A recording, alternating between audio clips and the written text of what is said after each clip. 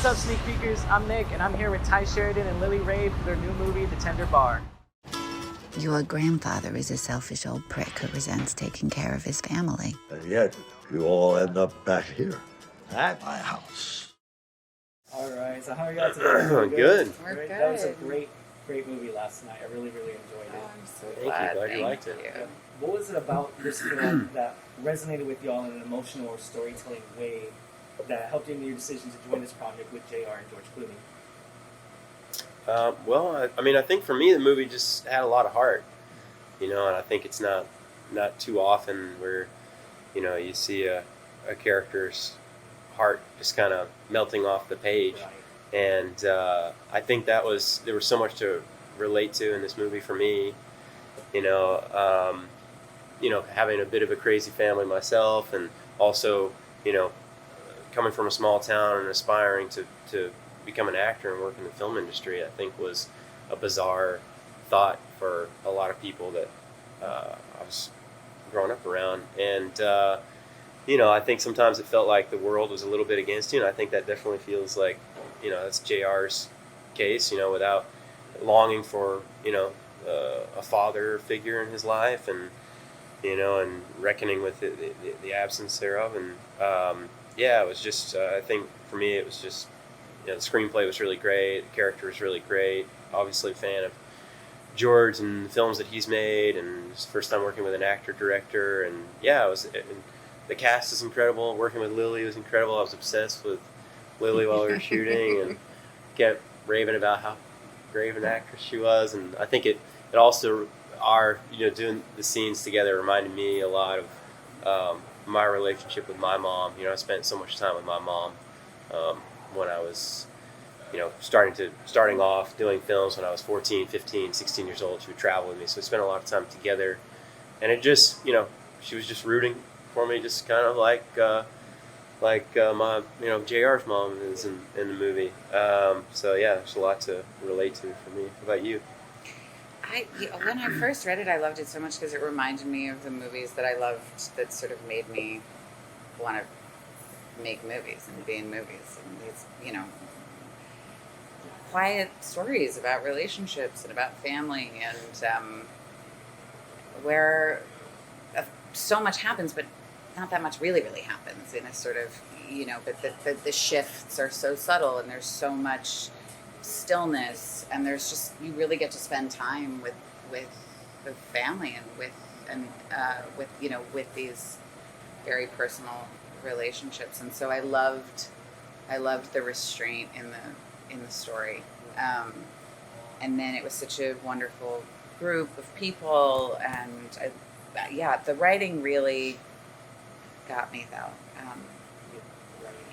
And then that relationship, which I was very close with my mother. My partner is an only child of a single mother, and so I think there's so much on that. There really is something that I think hits a personal chord for everyone with the film. Yeah. And Lily, you've had experience being on the stage for a lot of Shakespeare adaptations and Broadway productions. Did any of those help in your performance as JR's mother? I mean, this is going to sound but having done a lot of Shakespeare, I feel like helps me with everything I do.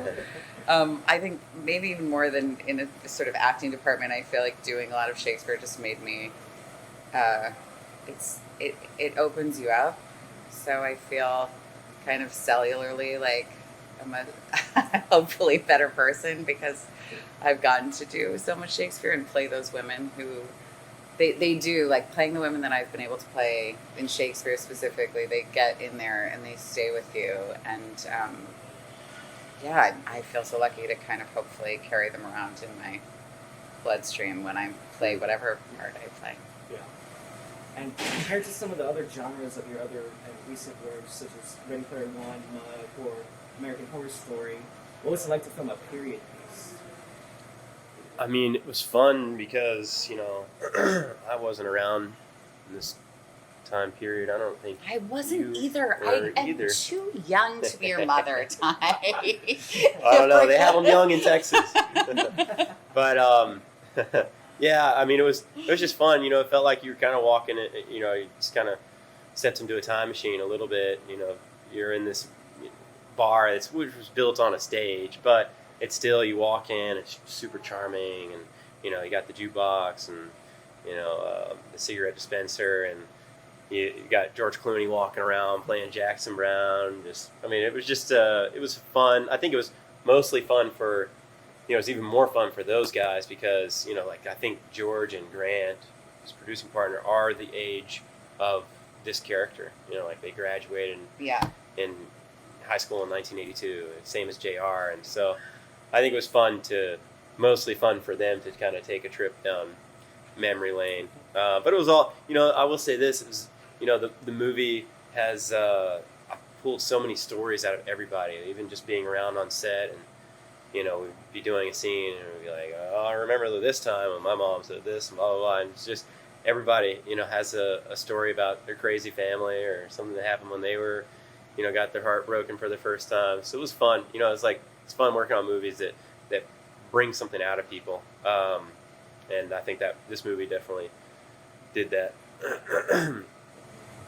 And Ty, you've come a long way since your debut in The Tree of Life and working with UT alum Matthew McConaughey in Mud.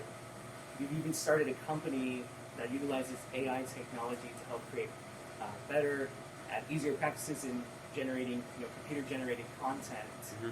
Did your own journey as an actor and an innovator help in the preparation for the role as JR? I think that with JR, yeah, I mean, I think that, you know, if you're gonna go and do anything, you know, that's, you know, like if you're gonna go and become a novelist, or you're gonna go and become an actor, or you're gonna go and become a musician, you know, these are dreams that people have that I think sometimes people don't see as attainable dreams. And I think that, you know, I definitely relate to that in the character, you know, and I think that his curiosity and his drive to learn and be better and, you know, really do good for himself and for his mother. And, you know, I think that I definitely relate to all those things personally. I think my personal journey becoming an actor and, like I said, coming from a small town, you know, I think was mostly what struck a chord with me in the character personally. Did y'all have a favorite scene that y'all shot, or any memories from the set that were, you know, something fantastic? Gosh, a lot of good memories for that set. It was a very, it was a really close set. George was a magnificent leader, and he really is a leader. He's someone who everyone kind of looks to him, you know, the whole crew, the whole cast, everyone looks to him with so much affection and admiration. He makes you feel so safe. And I loved, we were talking last night about doing this scene with the ring. Oh yeah. But yeah, it's hard to choose a favorite. It was also so nice just being in the house with everybody.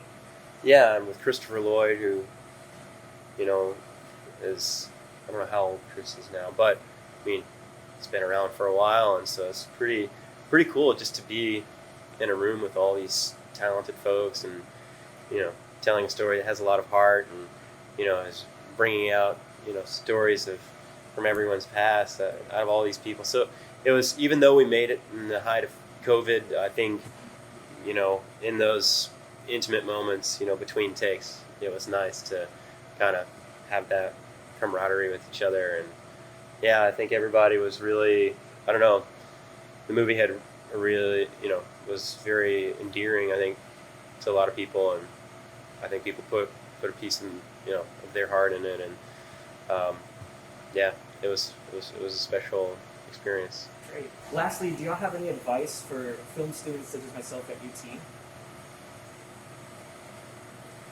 I would say just like, you know, fall in love. Just fall, whatever it is, whatever thing sparks something for you that feels specific and like it gets into some place in you that you feel, you know, whether it's an article that you read or a book that you read or a story that you hear or some experience that you have, when you have that sort of flicker of fire, just like hold on to it and go with it, and trust yourself that that feeling you have, that you have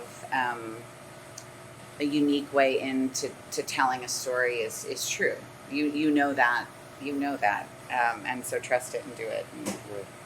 I agree. Yeah. That's good advice. I don't know how much advice I have to offer, but I will say it's a really exciting time to be telling stories. I think that there's, in the next 10 years, I mean, things are constantly evolving.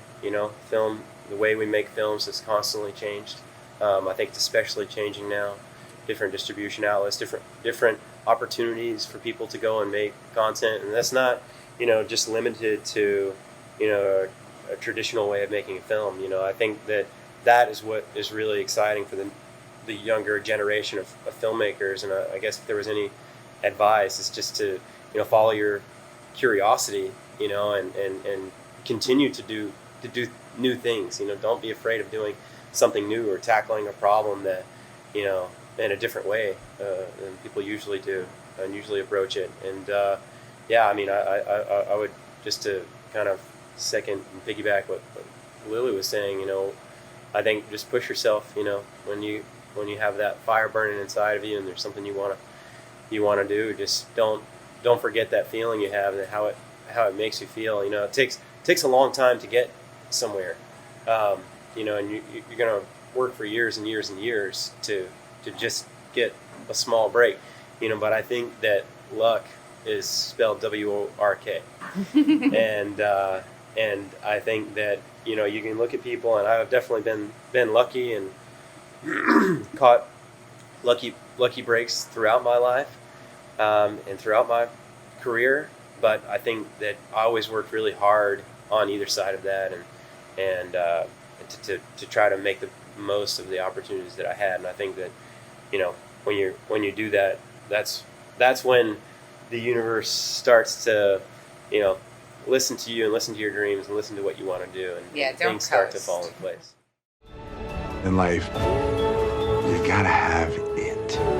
If you don't have it, you never get it.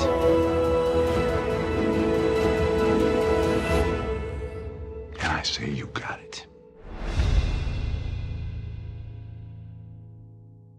We want to thank Ty and Lily for coming out to talk to us. Be sure to check out The Tender Bar on January 7th on Amazon Prime.